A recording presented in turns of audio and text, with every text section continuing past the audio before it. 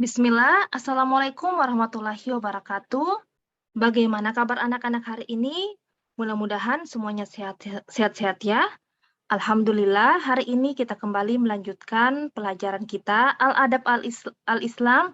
Hari ini kita masuk pada pelajaran 5 mengenai adab bersin dan menguap.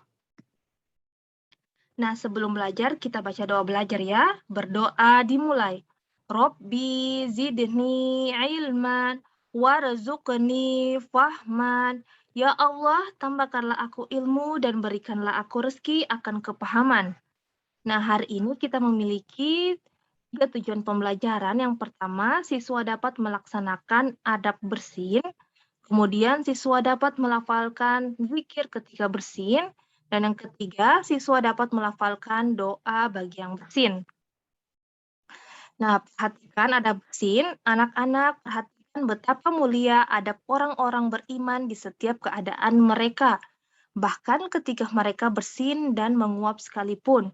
Kita sebagai umat Islam tentu harus memperhatikan adab-adab ya. Nah, sekalipun itu adab bersin dan adab menguap. Makanya hari ini kita pelajari mengenai adab bersin ini ya. Seorang sahabat Nabi Shallallahu Alaihi Wasallam, Abu Musa radhiyallahu anhu menceritakan bahwa beliau mendengar Rasulullah Shallallahu Alaihi Wasallam bersabda, bila seorang dari kamu bersin kemudian memuji Allah, maka doakan dengan tashmid. Jika dia tidak memuji Allah, maka jangan kamu bertashmid untuknya. Hadis riwayat Muslim. Bersin itu rahmat dari Allah, maka dari itu kita bersyukur saat bersin. Allah mengeluarkan penyakit dari tubuh manusia saat bersin, sehingga akan sehat kembali. Bila tidak hendak bersin, bila kita hendak bersin, kemudian tidak jadi, maka akan terasa tidak enak, dan penyakit itu masih tetap berada di dalam tubuh kita. Bersyukurlah pada Allah kita masih mampu untuk bersin. Ya anak-anak, jadi bersin itu mengeluarkan penyakit dari dalam tubuh kita ya. Makanya kita harus bersyukur kepada Allah ketika kita bersin. Nah, perhatikan adab-adab bersin. Yang pertama, menutup mulut dan wajah dengan tangan atau kain dan menghindari orang lain. Jadi saat bersin kita menghindari orang lain ya dan menutup mulut dan wajah dengan tangan atau kain ya. Nah, kita baca lagi. Saat hendak bersin, tutup mulut dengan tangan, sapu tangan, atau tisu. Hal ini bertujuan agar virus yang keluar dari mulut tidak menular kemana-mana. Etika ini seperti yang disunahkan oleh Nabi Muhammad SAW. Abu Hurairah berkisah yang artinya sesungguhnya Nabi SAW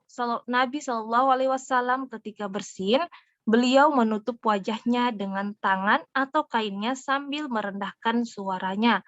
Hadis riwayat Al-Tirmizi. Nah, yang kedua, rendahkan suara saat bersin.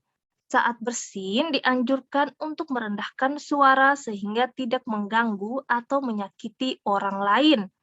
Nah, tidak semua orang itu senang dengan suara bersin yang keras ya. Ada beberapa orang yang merasa terganggu saat mendengar suara bersin yang keras. Oleh karena itu, kita tidak boleh membuat suara yang keras saat bersin. Kita disarankan untuk merendahkan suara saat bersin. Nah, Nabi Muhammad SAW bersabda yang artinya, jika salah seorang di antara kalian bersendawa atau bersin, maka jangan mengeraskan suara dengan keduanya, karena setan senang terhadap salah seorang dari kalian yang mengeraskan suara saat bersin dan bersendawa. Hadis Al-Dailami.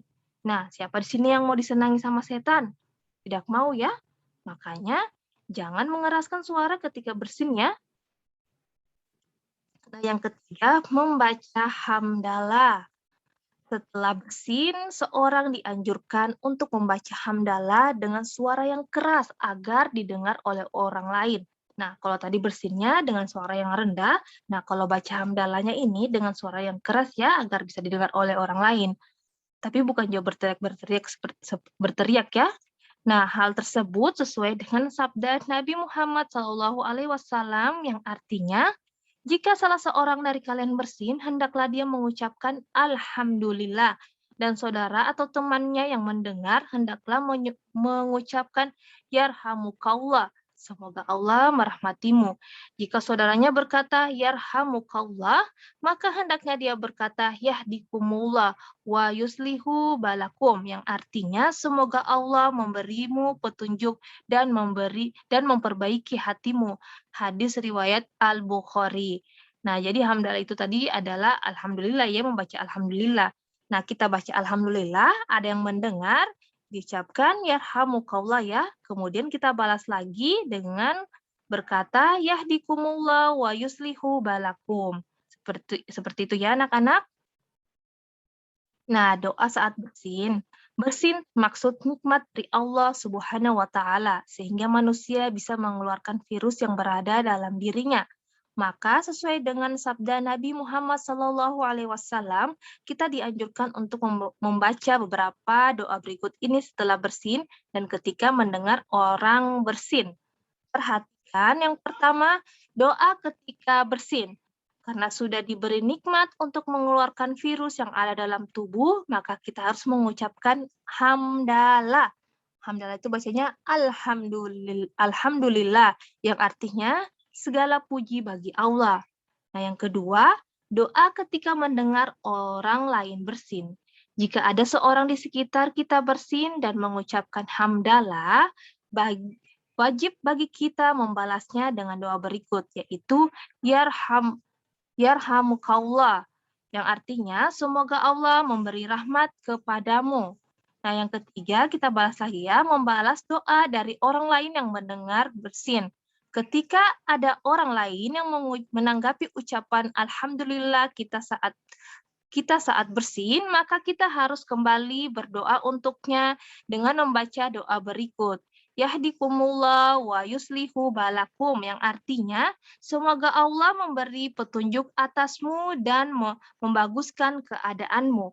Ya, mudah-mudahan anak-anak semua dapat menerapkan adab pada bersin ini ya. Nah, sekian materi hari ini, semoga dapat dipahami. Assalamualaikum warahmatullahi wabarakatuh.